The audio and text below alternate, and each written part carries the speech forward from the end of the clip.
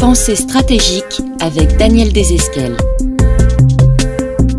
Bonjour et bienvenue pour ce 15e numéro de Pensée stratégique. Pensée stratégique, c'est le podcast de l'Acadème, l'Académie de défense de l'école militaire et de la DICODE, la délégation à l'information et à la communication de la défense. Chaque mois, nous vous proposons un rendez-vous stratégique pour mieux appréhender la marche du monde. Aujourd'hui, le réarmement de l'Europe. Pendant des décennies, l'Europe s'est endormie sur une paix qu'elle croyait durable, voire éternelle. D'année en année, les dépenses militaires reculaient, la guerre semblait l'affaire d'un autre temps, et la défense de notre continent, une responsabilité confiée principalement à l'OTAN, c'est-à-dire aux États-Unis.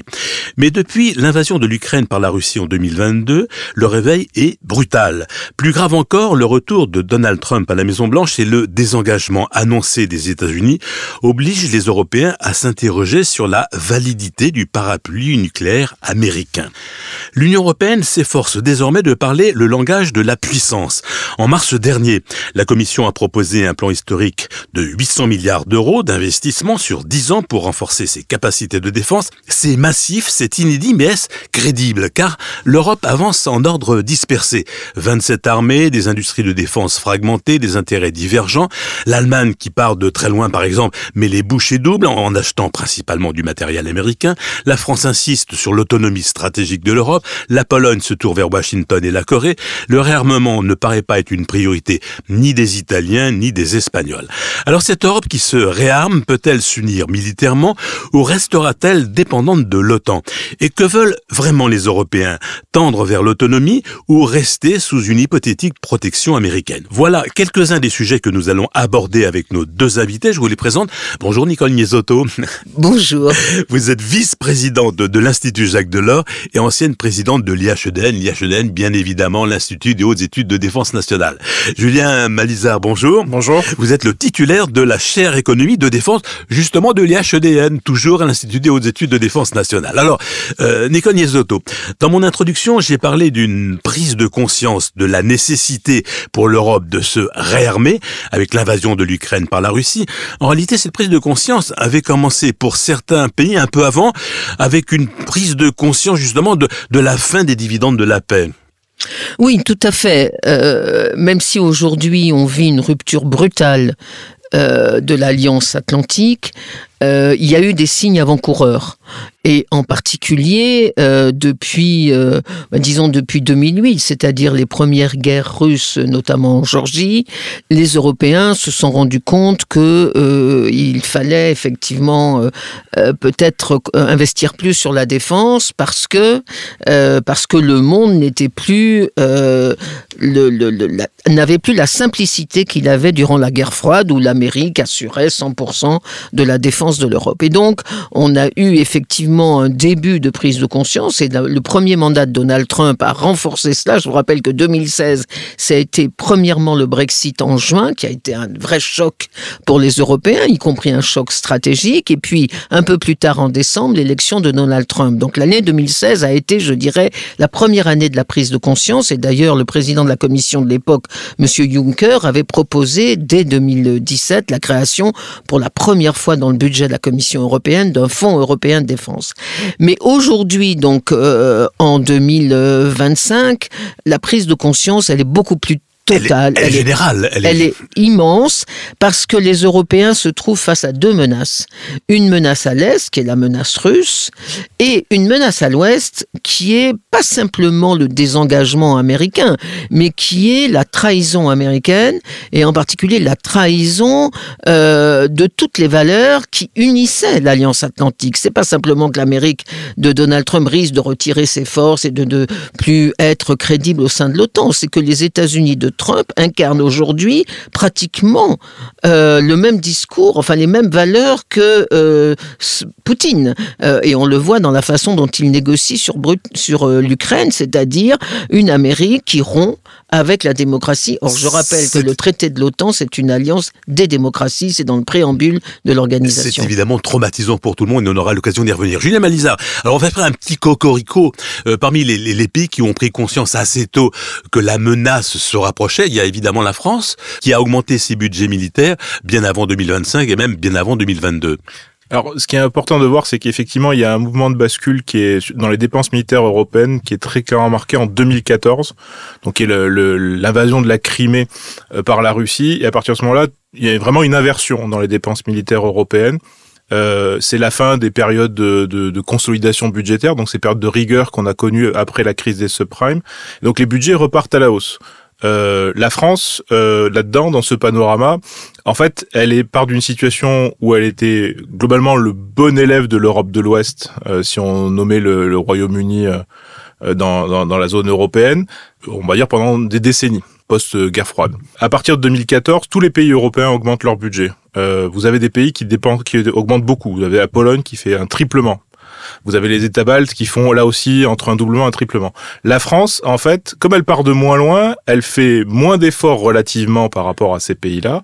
Elle va faire un effort de l'ordre de 20% à peu près. Donc c'est un effort qui est substantiel compte tenu de l'état des finances publiques françaises, par exemple. Mais c'est pas un effort important par rapport aux autres pays. Par contre, et c'est là où c'est l'enjeu majeur, c'est que malgré tout, même si la France, elle est aujourd'hui au niveau de l'Europe continentale le deuxième pays dans les classements internationaux, derrière l'Allemagne, qui là aussi a fait beaucoup d'efforts, même si dans le cas allemand, ce qui est intéressant de regarder, c'est que beaucoup des dépenses militaires allemandes supplémentaires qu'on observe, c'est le fameux fonds de 100 milliards qui avait été décidé dès 2022 par le chancelier Scholz. Et ce fonds, en fait, c'est des ressources extra-budgétaires. Et donc se pose la question de comment le budget allemand va perdurer à moyen et long terme une fois que ce fonds sera épuisé. Mais donc la France, en fait, elle a plutôt un avantage comparatif budgétairement, parce qu'en fait, on dépense beaucoup dans les équipements, ce qui permet de soutenir une industrie de défense.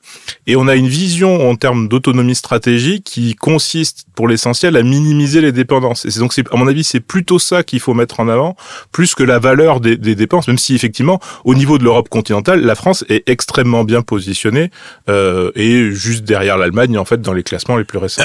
Nicole Nisotto, cette prise de conscience des uns et des autres, elle dépend aussi de la perception de la menace, et elle n'est pas la même si on habite Tallinn ou Lisbonne. Oui, mais justement d'ailleurs, je voulais nuancer ce cocorico français que vous avez lancé, parce que effectivement, la France a eu raison depuis le début sur le fait que l'Amérique n'était pas, par essence, un partenaire fiable. Le général de Gaulle avait dit qu'on ne peut pas compter toujours sur l'Amérique, d'où l'indépendance de la politique de défense française et en particulier de la dissuasion nucléaire française. Donc on avait raison là-dessus et Trump montre qu'on avait raison. Tous nos partenaires européens aujourd'hui nous disent, même les Finlandais nous disent, mais comme vous aviez raison. Deuxièmement, on a eu raison également de vouloir une défense européenne. C'était la conséquence logique. Si on ne peut pas trop compter toujours sur l'OTAN, il fallait construire une défense européenne. Et personne n'en voulait, personne ne nous écoutait. Mais là où on a eu tort, il faut le reconnaître, c'est sur l'analyse de la Russie.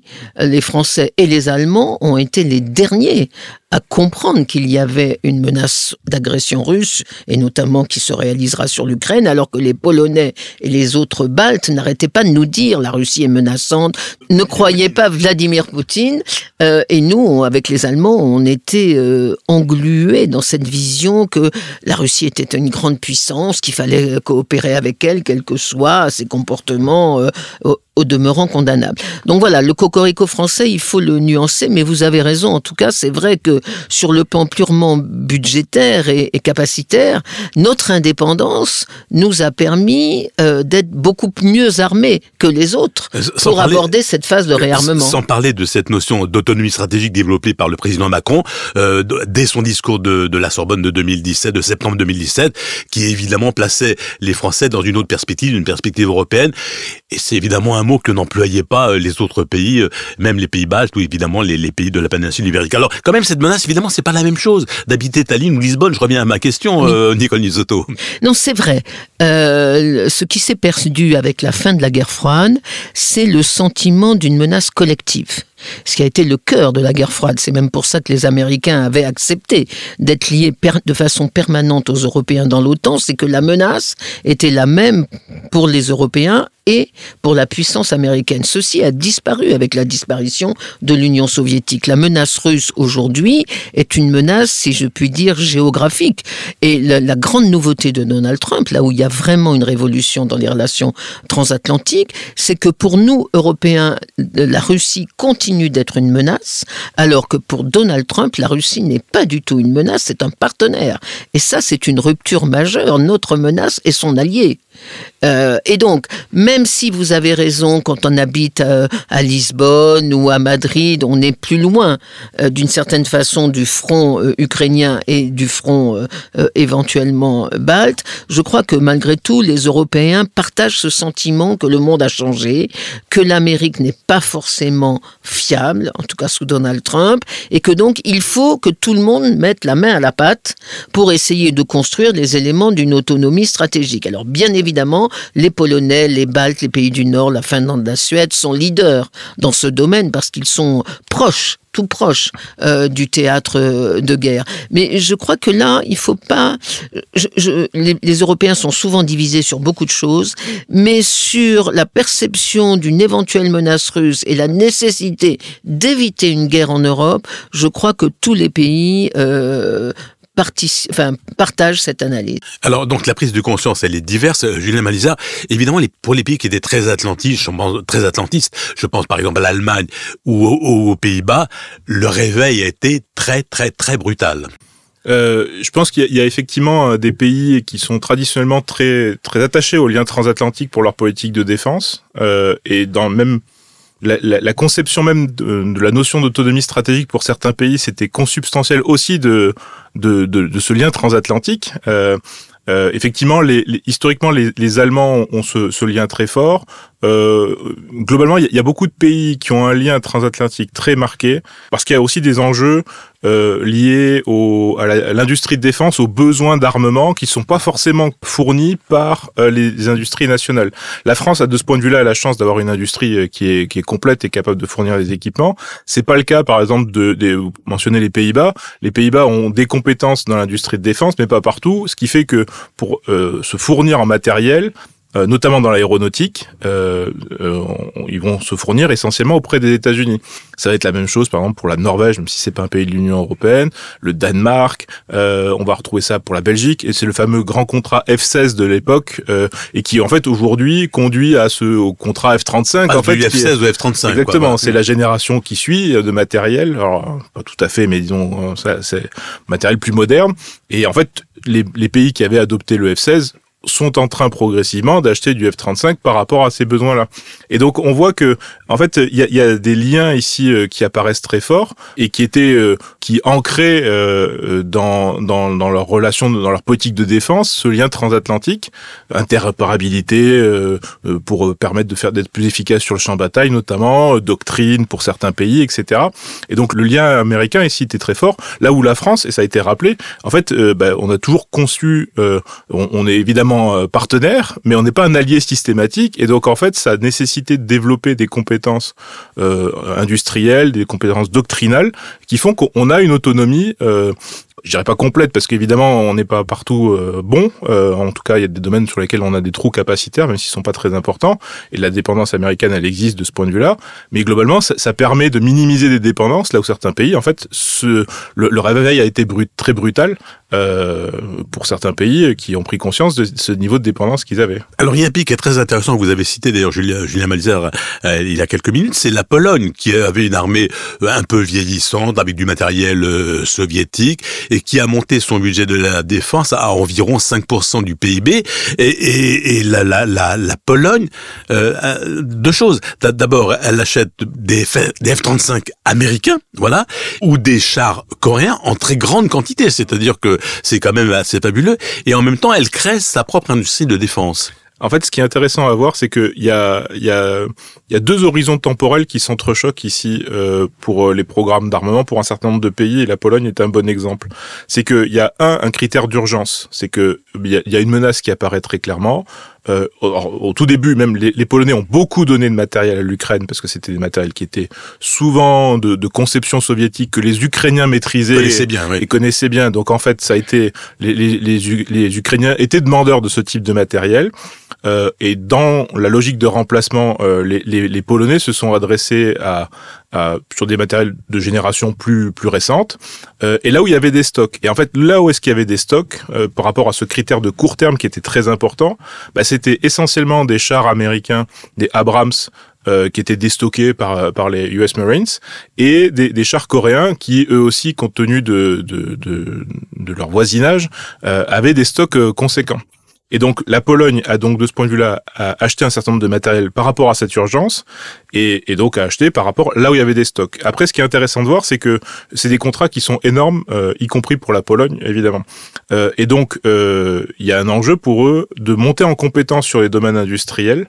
Et donc, la Corée du Sud a consenti, dans le grand contrat qu'ils ont fait, des transferts de technologie pour permettre à l'industrie polonaise, ils ont des compétences avec des industriels de bon niveau, mais pour pouvoir monter en compétence et faire une partie de la production localement, pour faire en sorte que le contrat, qui représente quand même plusieurs milliards d'euros, puisse être en partie réalisé en Pologne, et donc permettre à l'industrie polonaise de monter en compétence. Et donc là, c'est plutôt la partie moyen, voire long terme, compte tenu des efforts qui sont importants, et aujourd'hui on est à 5% du PIB, et globalement on peut imaginer qu'ils vont rester à ce niveau-là, voire même au-delà pendant un bon moment.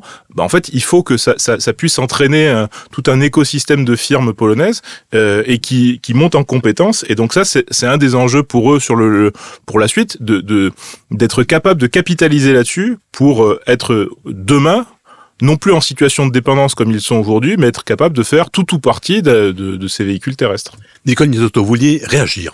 Oui, sur la Pologne, je trouve que c'est un pays tout à fait emblématique, non pas de la division des Européens, mais de l'ambivalence des sentiments des Européens, des analyses des Européens. Et je vais reprendre votre exemple du calendrier.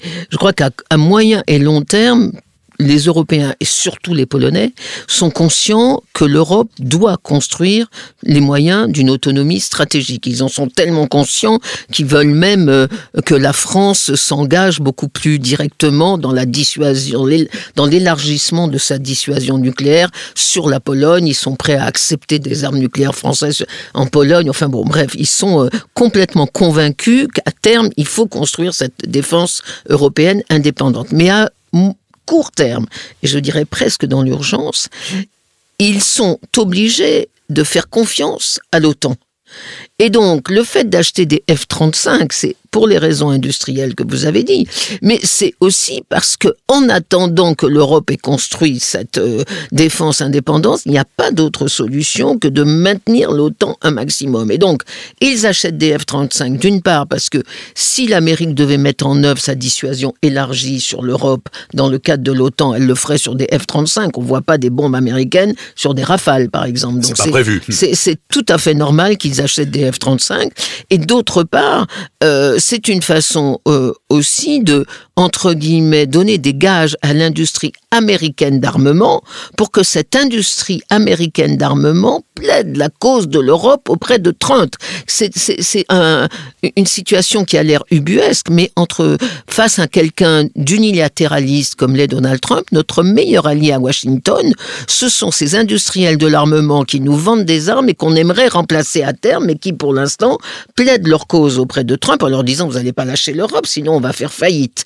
Et donc il y a beaucoup de contradictions comme cela, et là je crois que les Polonais sont très exemplaires de ces contradictions. Il y a quand même un tout petit point sur la Pologne, c'est qu'ils ont des élections très bientôt, au mois de mois prochain, on espère tous que le gouvernement démocratique aujourd'hui dirigé par Monsieur Tusk emportera les élections, parce que si ça n'est pas le cas, si la Pologne revenait dans un gouvernement du PiS, c'est-à-dire populiste voire d'extrême droite, je crois qu'il faudrait revoir complètement la politique de défense polonaise. Alors il y a aussi quelque chose qu'on n'a pas encore dit à propos des F-35 qui sont effectivement un cas d'école, c'est que il y a des transferts de technologie, il y a des petits morceaux de F-35 qui sont fabriqués en Europe, Julien Malizard. En fait, ce qu'il faut voir, c'est que par extension, on pourrait presque dire que c'est un programme en coopération, même si c'est pas vrai. Mais depuis le début, les Américains ont conçu le F-35 comme étant un objet de partenariat avec un certain nombre d'alliés, au premier rang duquel les Britanniques, évidemment, puisque c'est le partenaire de rang 1. Et donc il y a des liens très importants, notamment avec BAE Systems, qui vont fournir un certain nombre d'éléments de l'avion. Et puis après, il y a aussi d'autres partenaires de rang inférieur, l'Italie, par exemple, qui avait obtenu des compétences sur des domaines très précis. Un petit peu la Belgique. En fait, chacun a obtenu un petit peu quelque chose. Les Allemands ont voulu obtenir quelque chose sur l'armement de l'avion aussi. Enfin, donc on voit que les Américains sont pragmatiques aussi par rapport à ça. C'est-à-dire que pour associer et pour convaincre en fait les décideurs politiques d'acheter américain, ils sont capables de consentir un certain nombre de choses sur de la production locale. Généralement, au-delà des Britanniques et des Italiens, on peut imaginer que c'est quand même relativement peu important dans l'avion, mais ça permet d'associer les industriels et de préserver un certain nombre de petites compétences industrielles dans ce contexte-là. Alors la question, c'est évidemment comment on sort de cette ambivalence, de cette contradiction. Alors je vous pose la question à tous les deux. Nicole Niesotto, vous faites la moue. Mais parce que si on savait comment s'en sortir pour le mieux de l'avenir européen, on ne serait pas là. C'est-à-dire que tout le monde le saurait. Ouais. S'il y avait une formule magique.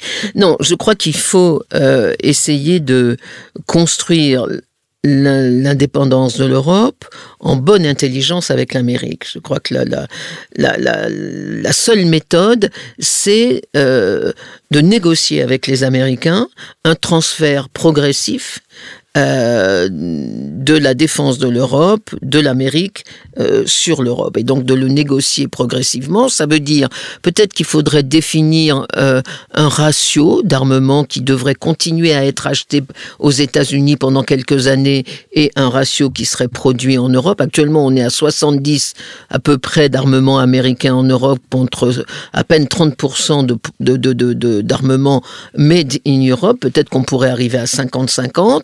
Il faudrait définir aussi la marge de manœuvre de plus en plus grande laissée aux Américains dans le cadre de l'OTAN. Les Américains, en fait, ils ont un objectif, c'est de ne plus s'occuper du tout de la défense conventionnelle de l'OTAN, c'est-à-dire de nous laisser mourir seuls au combat, d'une certaine façon, être la chair à canon d'une prochaine guerre si elle a lieu, et de ne garder leur rôle que pour une dissuasion d'un conflit mondial. Et donc, il faut réfléchir, est-ce que c'est notre intérêt? Moi, j'ai tous les doutes là-dessus, mais apparemment, je suis une des rares à douter, parce que tous nos partenaires européens sont sur cette idée qu'il faut européaniser l'OTAN, construire le pilier conventionnel européen de l'OTAN, en espérant garder la dissuasion élargie des États-Unis. Mais quelle que soit l'analyse que l'on peut faire de cette formule, ce qui est certain, c'est que la méthode est la bonne.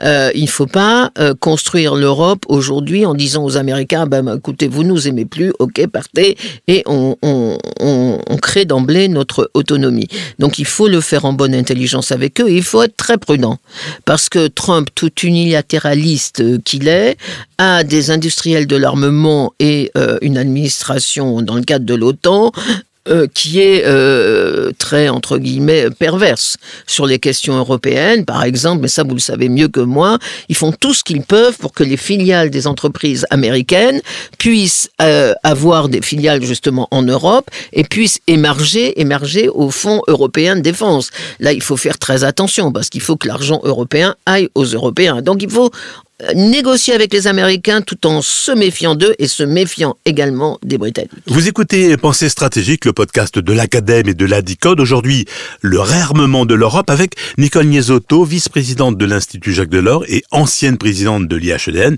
l'Institut des hautes études de défense nationale, et Julien Malizard, titulaire de la chaire économie de défense à l'IHEDN. Alors, deux choses, Julien Malizard. D'abord, l'industrie de défense européenne, elle est très morcelée. Alors, chaque pays a un petit bout de défense européenne, pour qu'on ait un peu en mémoire et ce point de repère. Plus ou moins 27 chars en service dans les armées européennes, plus ou moins 17 avions. Peut-être que c'est 16 ou 18. Catégorie. Enfin, voilà, je suis dans le vrai. Voilà. Et donc, une industrie très morcelée, très fragmentée. Tu ne peux pas d'ailleurs répondre à la demande. Si, miraculeusement, les Allemands avaient voulu acheter du jour au lendemain 50 Rafales, la France n'aurait pas été en mesure de les livrer. Dassault n'aurait pas été en mesure de les livrer. C'est un premier point. En tout cas, les livrer rapidement. Et puis le deuxième point, est-ce qu'il y a un risque effectivement que l'argent européen, les 800 milliards imaginés et proposés par Ursula von der Leyen, la présidente de la Commission européenne, pour financer la défense européenne, finance partiellement l'industrie de défense américaine. Donc une double question pour vous, Julien Malizard. Alors, sur le côté fragmenté, effectivement, c'est l'industrie européenne est très fragmentée.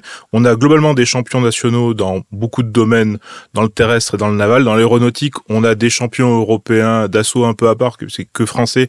Mais après, on va retrouver Airbus ou Leonardo dans d'autres domaines, donc et Saab pour l'avion de chasse suédois. Mais globalement, on a une industrie qui est un petit peu moins fragmentée au niveau de l'aéronautique. En fait, c'est un avantage et un inconvénient. L'inconvénient, c'est qu'effectivement, les tailles de marché sont petites, en particulier si on compare aux États-Unis. Un ordre de grandeur, le marché des équipements américains, c'est 3 fois le marché des équipements européens, tout pays européen confondu. Et là-dedans, on est fragmenté dans un marché qui est 3 fois plus petit que le marché américain. Donc, je vous laisse imaginer les tailles et très concurrentiel. Alors, de fait, effectivement, il y a un enjeu pour les Européens d'avoir une taille de marché, une taille critique qui leur permet de répondre en gros, à des maintiens de compétences sur le temps long. Et c'est pour ça qu'il y a des besoins d'exportation qui sont souvent très importants pour compléter les commandes nationales. L'avantage de la fragmentation, parce qu'il y en a quand même un, c'est que comme c'est un environnement très concurrentiel, ça pousse les industriels à être très efficaces, à maîtriser les coûts. Très inventif. Pas tant inventif que peut-être, mais on va dire plutôt sur le côté efficacité productive. C'est-à-dire que aujourd'hui, quand vous regardez dans le domaine du naval, les Américains, ils sont incapables d'exporter. Et ils ont des coûts de production qui sont beaucoup trop importants.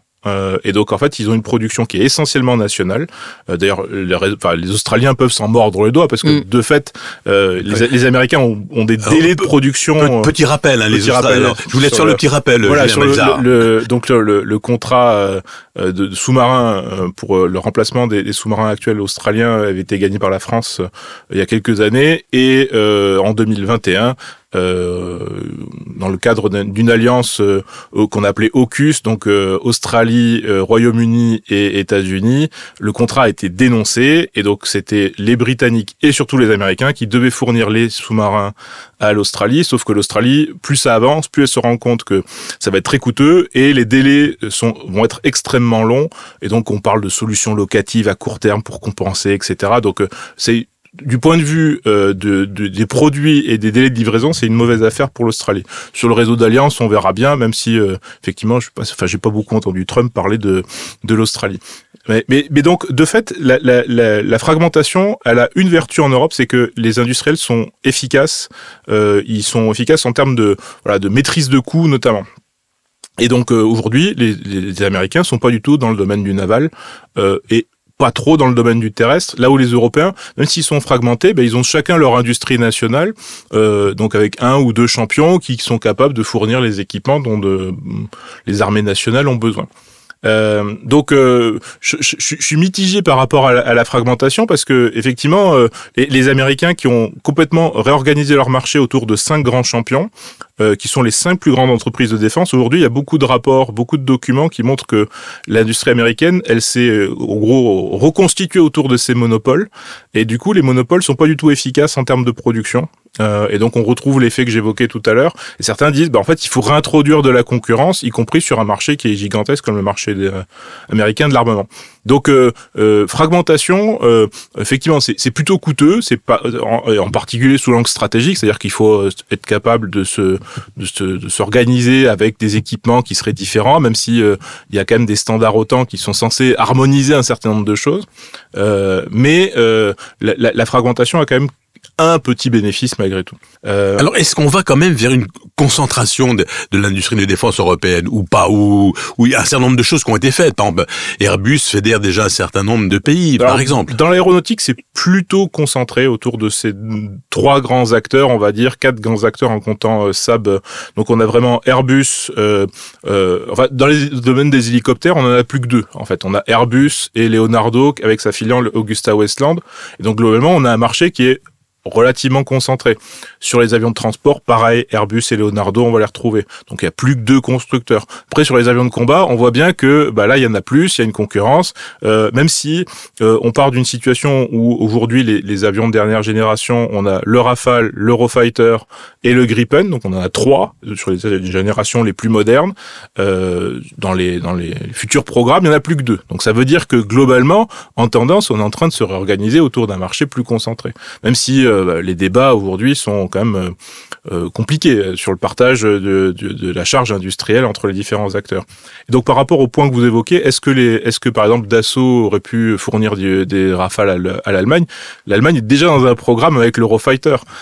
Donc en fait l'enjeu pour eux c'est plutôt de soutenir des industriels nationaux, ou du consortium, donc Airbus en l'espèce pour l'Allemagne.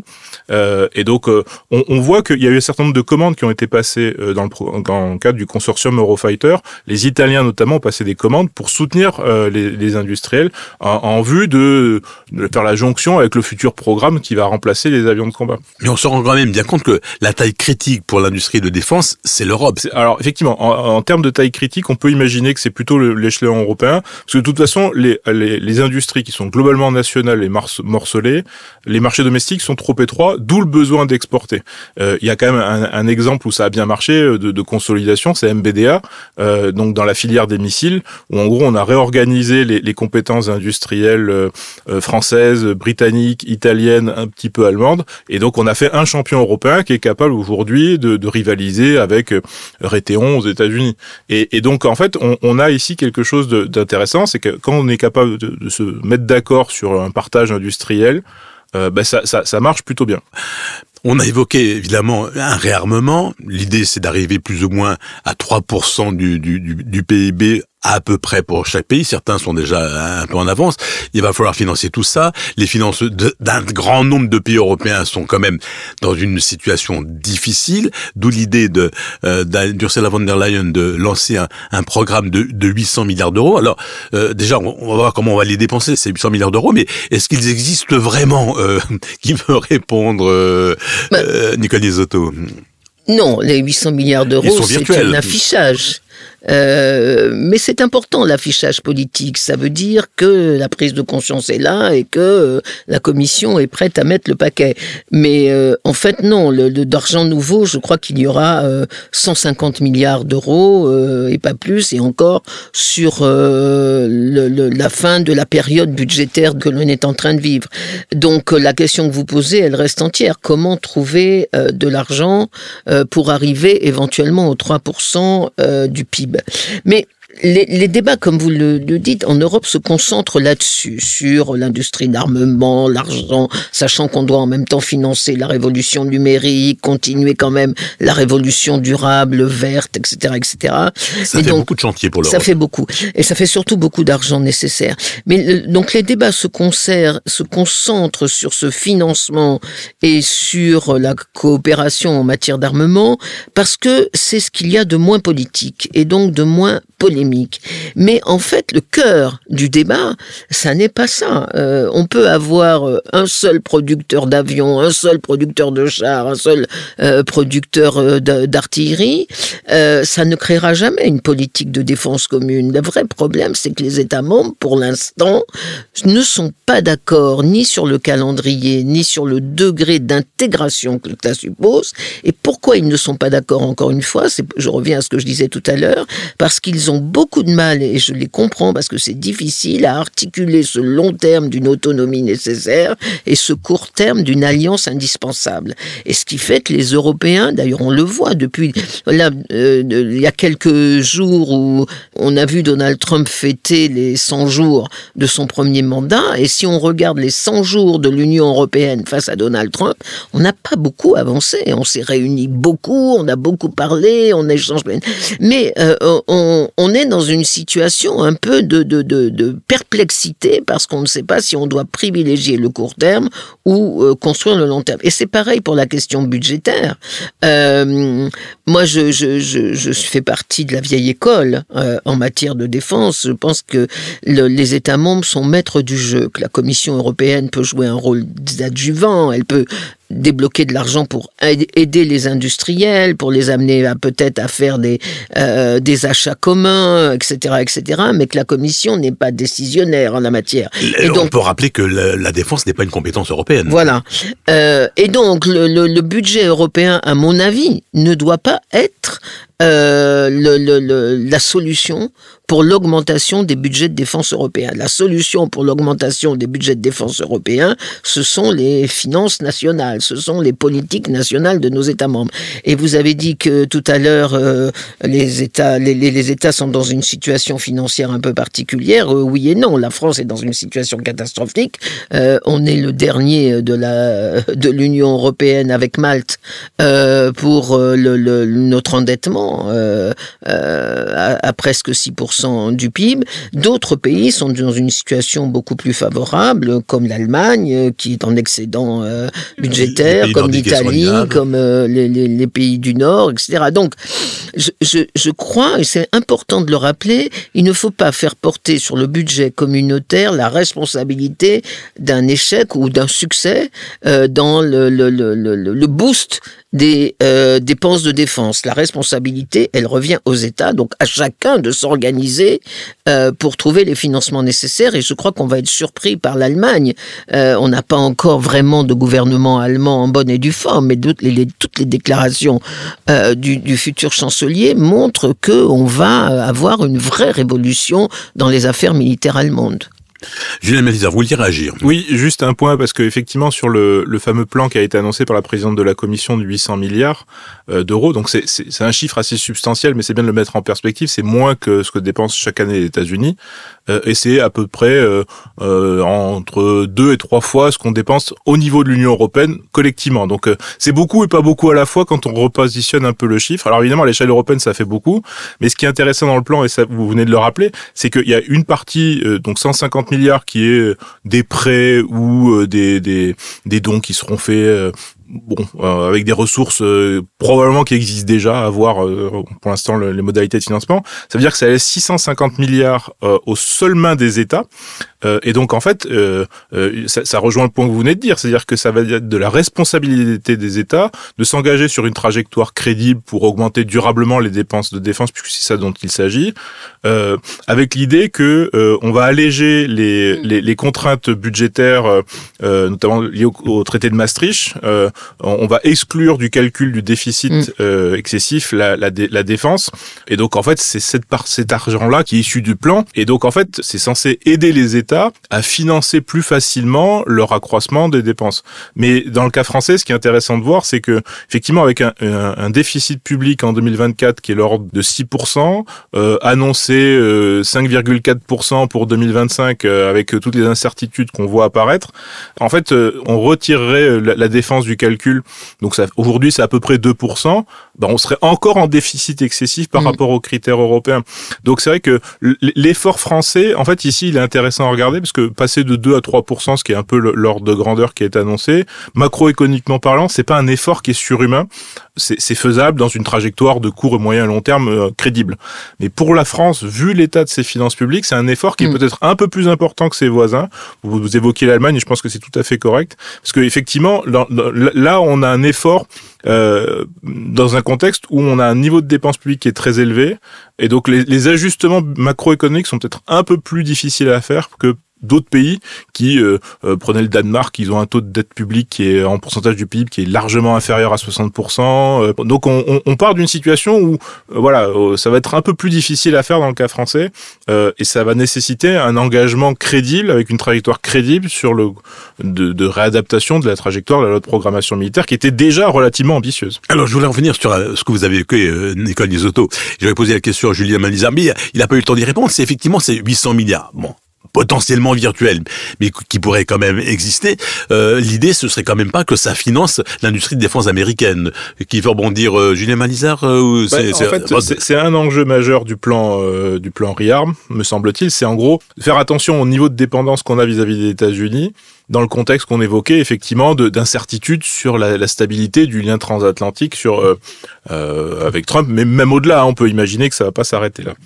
Et donc, il y a une vraie question, c'est de fait, comme une grande partie du plan va être laissée à la main des États, c'est comment, dans ce contexte, vont-ils gérer ce qu'on évoquait tout à l'heure, l'arbitrage entre des besoins de court terme qui sont très importants, avec une industrie de défense qui est à pleine capacité et qui va nécessiter des délais de livraison qui vont être importants par rapport aux commandes qui vont leur être adressées, et puis un horizon de long terme qui, en gros, développer un pilier européen, qu'il soit dans l'alliance ou pas, c'est des considérations politiques qui me dépassent un peu, mais dont on voit bien que c'est bien un enjeu de minimisation des dépendances au niveau européen. Et donc là, il y a une difficulté intrinsèque, c'est savoir jusqu'à quel point on va être capable d'arbitrer entre ces besoins de court terme et cette vision de long terme. Et ça pose la question finale, auquelle vous avez déjà un petit peu répondu, Nicole Misotto, c'est l'Europe peut-elle devenir une puissance stratégique et prendre son autonomie? Est-ce qu'on en a les moyens, l'ambition? C'est à la fois une question politique et économique, mais d'abord politique. Elle doit. Elle n'a pas le choix.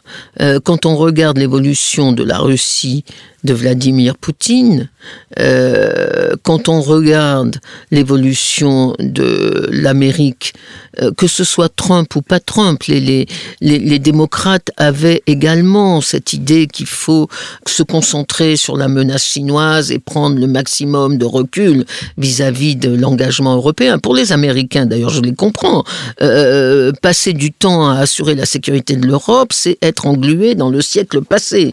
Pour eux, l'avenir, c'est la menace chinoise. Et donc, démocrates ou républicains ont très envie d'avoir les mains très libres. Tourner la page. Pas forcément, mais en tout cas d'avoir les mains le plus libres possible vis-à-vis de la sécurité européenne et donc de transférer aux Européens l'essentiel du fardeau. Donc les Européens n'ont pas le choix, il faut qu'ils s'y mettent. Alors, il y a deux solutions. Soit on s'y met et on construit une Europe de la défense qui est appuyée par une diplomatie importante et crédible et respectée et on essaye de défendre dans le monde une vision qui soit une vision européenne et ni une vision américaine ni une vision chinoise. Donc soit on fait ça, soit on ne le fait pas et à ce moment-là, on aura des pays européens concentrés sur leur défense nationale ou essayant de courir à Washington pour avoir un traité de défense bilatéral avec les États-Unis peut-être et des pays qui seront dans une faiblesse stratégique extrême, sauf peut-être la France et la Grande-Bretagne à cause de leur statut nucléaire. C'est pour ça que face à ce morcellement national des Européens en face d'une menace russe et la consolidation d'une défense commune en face de la menace russe et de l'abandon américain, le choix, il est tout à fait évident. Et je pense que le reste du monde attend ça.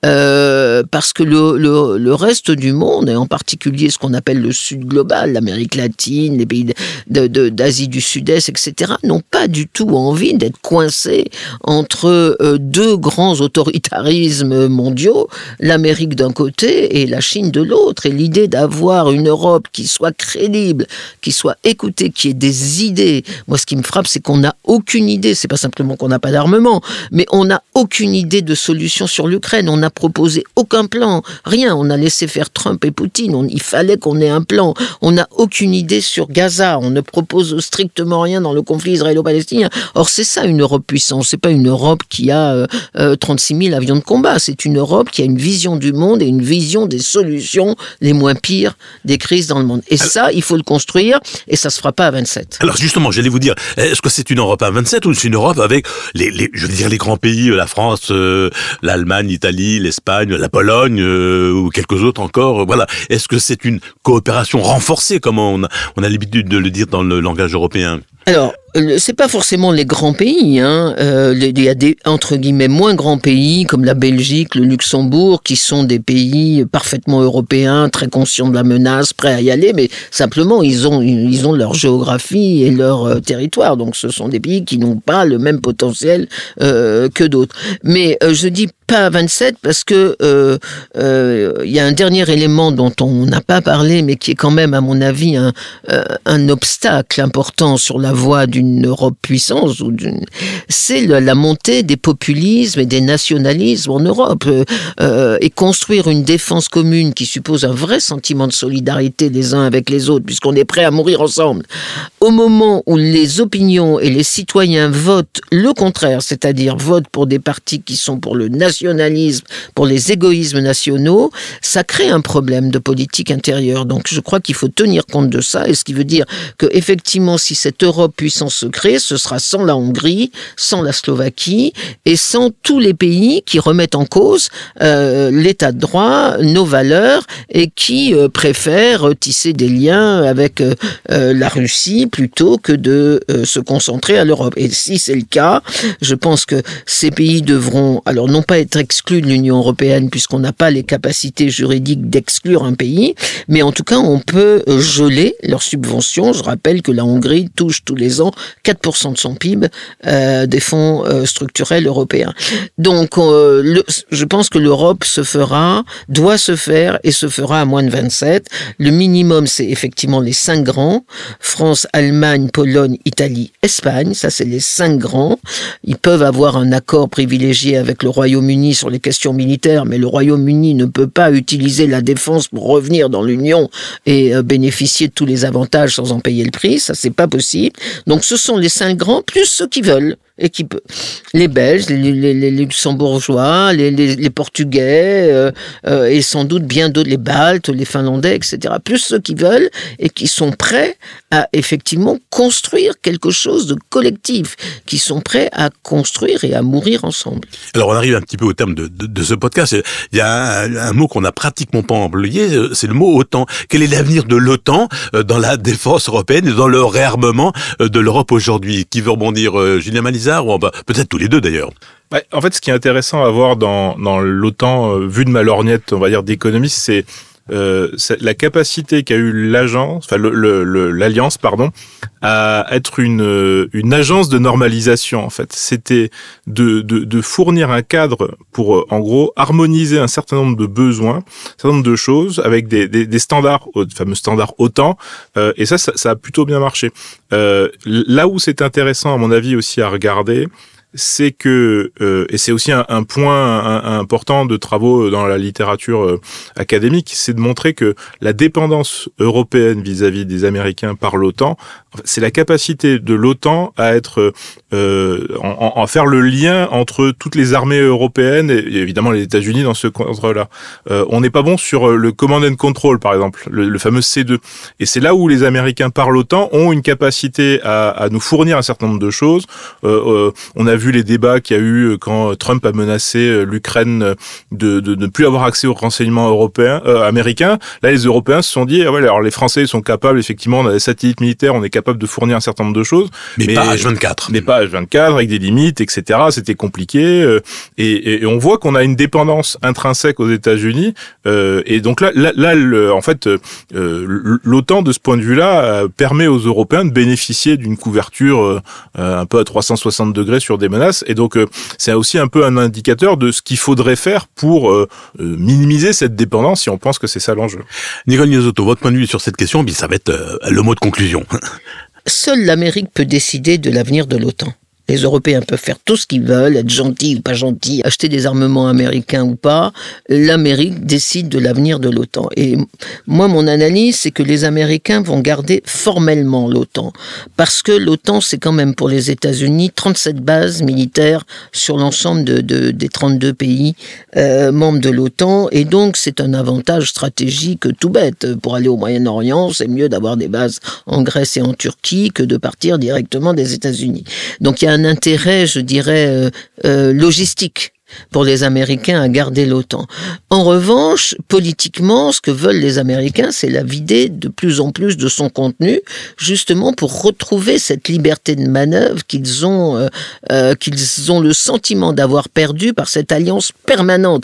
Je rappelle que l'idée d'une alliance permanente avec quiconque est contraire totalement à la stratégie américaine. En 1945,